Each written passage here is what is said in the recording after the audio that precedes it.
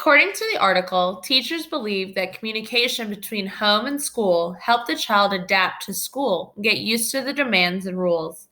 Teachers considered communication with parents to be an important support tool in the child's academic development and socialization. The study surveyed big, medium, and small schools in both the city and the country. Parents and teachers were surveyed. The results are shown in this table. A study done in Finland surveyed parents and teachers. All parties agreed and had positive attitudes towards digital communication as serving their partnership. Passy discusses the connections that digital equity, literacy, and communication have with one another as digital agency. All of these skills allow an individual to control and adapt to a digital world. In order to increase equity, we must continue to work on expanding what literacy means to all students, as well as how we communicate with all of our students and their families.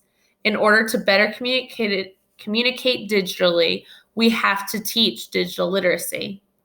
Middleton explains that adults 65 and older are rarely on the internet. Many don't have smartphones. While digital communication reinforces the idea that technology should be used for effective and efficient communication with parents and guardians, this is done through apps like the Remind app or digital newsletters. The data tells us that the grandparents or older adults that are raising their grandchildren or other students are most likely not keeping up with the communication from the school or teacher because of the digital component. This is not equitable for those children.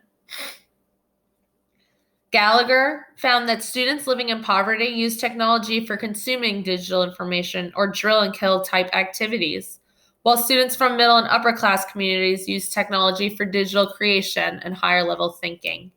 African American and Latino students report feeling inadequately prepared to use technology or the internet. In order to move towards better technology integration in our schools, we have to assess how we are using technology in our classrooms. This can be done by utilizing one of the technology frameworks in order to guide your technology use in areas of needed learning or implementation. Using the frameworks, begin to incorporate technology into your lessons, aiming to increase rigor. In order to develop digital literacy, equity, and students' ability to communicate, we must move students to a producer role rather than a consumer role. We must keep in mind topics and tools that will bring interest to the particular students we are working with through representation of the people and needs of communities. Collins and Halverson discuss that many schools concentrate on uniform, mass-produced learning for all students. Standardized tests often work against the kinds of learning that computers facilitate best. Rather than teaching to the test, teachers can utilize technology to customize learning for students' interests, needs, and strengths. Collins and Halverson also share that teachers are often in a central role for classroom instruction. Moving towards a student-centered approach allows students autonomy of their learning.